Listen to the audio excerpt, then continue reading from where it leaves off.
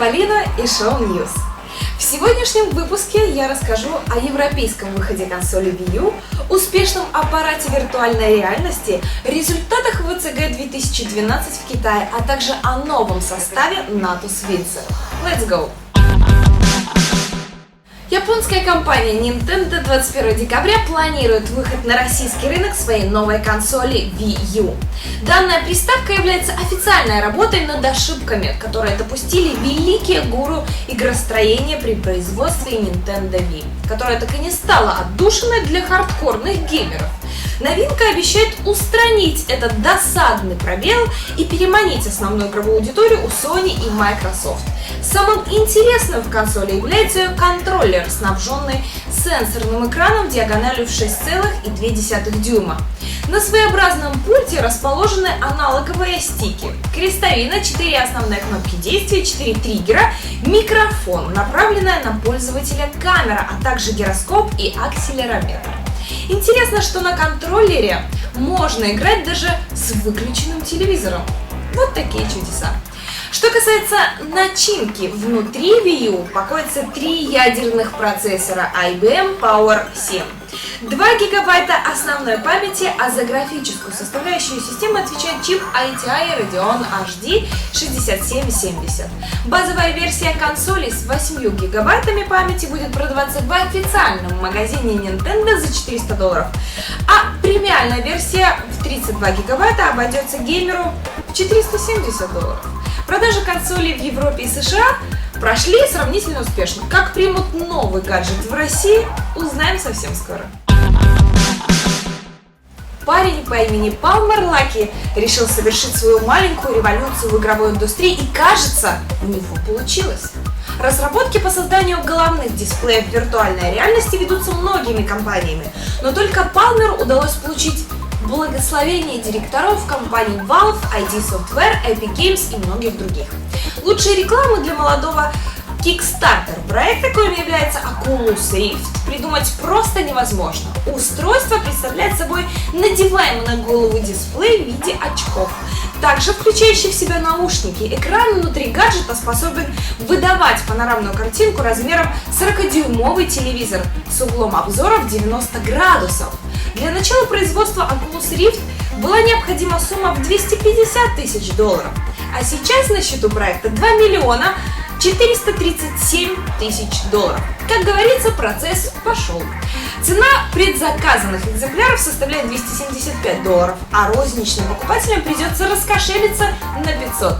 Первой игрой, поддерживающей данную технологию, станет Doom 3 BFG Edition. Начать отгрузки первых заказов Палмер планирует в марте 2013 года. С 29 ноября по 2 декабря в китайском городе Куньшань состоялась финальная часть ВЦГ 2012. К сожалению, этот год в целом стал неудачным для представителей СНГ. И несмотря на спад престижности данного мероприятия, столь низкие результаты выглядят удручающе. Но давайте начнем по порядку. В дисциплине Warcraft 3 первое место по праву досталось представителю Китая игроку Теду, переигравшему в одном из лучших финалов последних лет своего соотечественника Fly 100% и ставшему первым чемпионом Undead в истории ВЦГ. К сожалению, единственный представитель СНГ Хак проиграл азиатам все свои игры и не вышел из группы.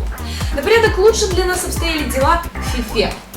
На виртуальных футбольных полях ежик, защищающий Текнави, дошел до полуфинала, где дважды уступил будущему чемпиону немцу Дэду.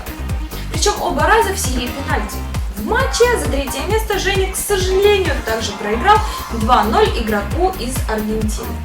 Также в шаге от финала чемпионата мира остановился белорус Лавли, который выступает в дисциплине StarCraft 2.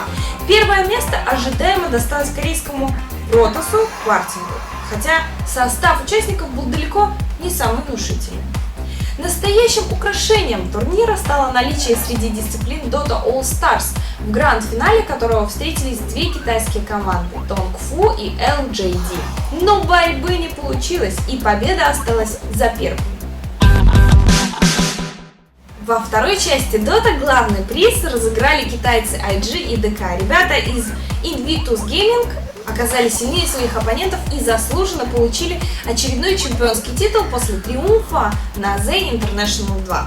Украинский микс Юашечки не смог показать выдающейся игры против азиатских коллективов и в плей-офф соревнования попросту не вышел. Единственную медаль для СНГ принесли танкисты российской сборной. Команда The Red Rush в финале просто разгромила представителей Китая со счетом 3-0. Кроме золота чемпионата мира ребята заслуженно получили $28 000. В первом выпуске нашей эксклюзивной рубрики Na'Vi Insight мы рассказали вам о том, какими составами в скором времени могут пополниться ряды рожденных побеждать. Сегодня нам удалось призвать к ответу отца проекта Zero Gravity. И, как оказалось, не зря. Любовь Александра к противоположному полу ни для кого не секрет. Поэтому идея обзавестись женским составом в дисциплине Dota 2 практически витала в воздухе.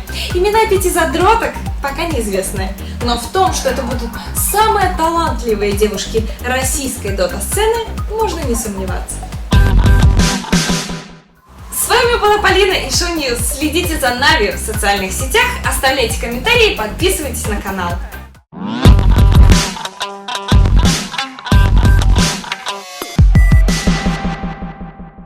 Направленная на пользователя камера, а также гороскоп